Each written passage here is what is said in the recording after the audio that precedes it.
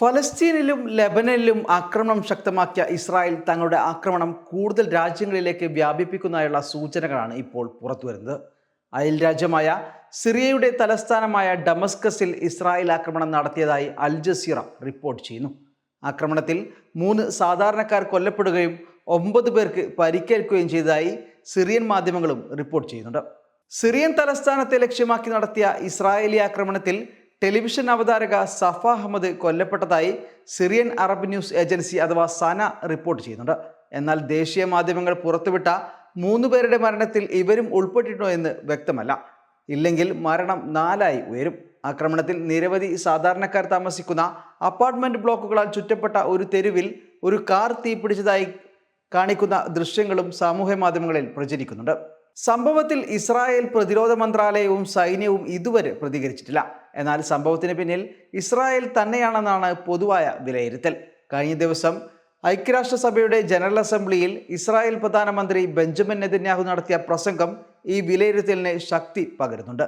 ചില രാജ്യങ്ങളെ ശാപമെന്നും ചില രാജ്യങ്ങളെ അനുഗ്രഹമെന്നും എഴുതി കാണിച്ച ചിത്രസഹിതമായിരുന്നു അന്നത്തെ നെതന്യാഹുവിൻ്റെ പ്രസംഗം. ഈജിപ്ത്, സുഡാൻ, സൗദി അറേബ്യ തുടങ്ങിയ രാജ്യങ്ങളുടെ ഭൂപടത്തിൽ പച്ച നിറത്തിൽ അനുഗ്രഹം എന്നെഴുതിയ നെതന്യാഹു കറുത്ത നിറം നൽകി ശാപം എന്ന് വിശേഷിപ്പിച്ച രാജ്യങ്ങളുടെ ലിസ്റ്റിൽ ഉൾപ്പെട്ട രാജ്യമാണ് സിറിയ. അതിനാൽ തന്നെ തങ്ങളുടെ ബ്ലാക്ക് ലിസ്റ്റിൽ ഇടം നൽകിയ രാജ്യത്തിനെ അവർ ആക്രമിക്കാതിരിക്കുമെന്ന് കരുതാനാവില്ല. ഈ ലിസ്റ്റിൽ ഉൾപ്പെട്ട മറ്റു 2 രാജ്യങ്ങൾ ഇറാഖും ഇറാനുമാണ്. ഇവയുടെ ഭാവി എന്തെന്ന് വരും ദിവസങ്ങളിൽ അറിയാം. നിലവിൽ ഗസയിലും ലബനാനിലും പോരാട്ടം തുടരുന്ന ഇസ്രായേൽ തങ്ങളുടെ ശത്രുപക്ഷത്തേക്ക് കൂടുതൽ രാജ്യങ്ങളെ ചേർക്കുന്നതാണ് ഇപ്പോൾ കാണുന്നത്. ഹമാസിനെയും ഹിസ്ബുള്ളയെയും ലക്ഷ്യമിട്ടെന്ന പ്രചാരണത്തിൽ നടത്തുന്നത് വംശീയ ഉന്മൂലനമാണ്. ഒരു സമുദായത്തിൽപ്പെട്ട മനുഷ്യരെ മുഴുവൻ കൊന്ന് തീർക്കാനാണ് ശ്രമം നടക്കുന്നത്. തിങ്കളാഴ്ച ലെബനിൽ നടത്തിയ ഇസ്രായേലി ആക്രമണത്തിൽ 95 പേർ കൊല്ലപ്പെടുകയും 172 പേർക്ക് പരിക്കേൽക്കുകയും ചെയ്തിട്ടുണ്ട്. ലെബനിൽ ഇതുവരെയുള്ള മരണം 1200 കവിഞ്ഞിരിക്കുകയാണ്. ഗസയിലാകട്ടെ മരണം 40,000 കടന്ന് കുതിക്കുകയാണ്.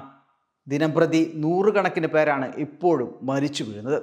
ലബനാനിൽ ഉൾപ്പെടെ വെടിനിർത്തൽ ആവശ്യപ്പെട്ട് വിവിധ രാജ്യങ്ങൾ മുന്നോട്ട് വരുന്നുണ്ടെങ്കിലും നെതന്യാഹു അതൊന്നും വകവെക്കാതെ ഉന്മൂലനം നടത്തിക്കൊണ്ടേയിരിക്കുകയാണ്.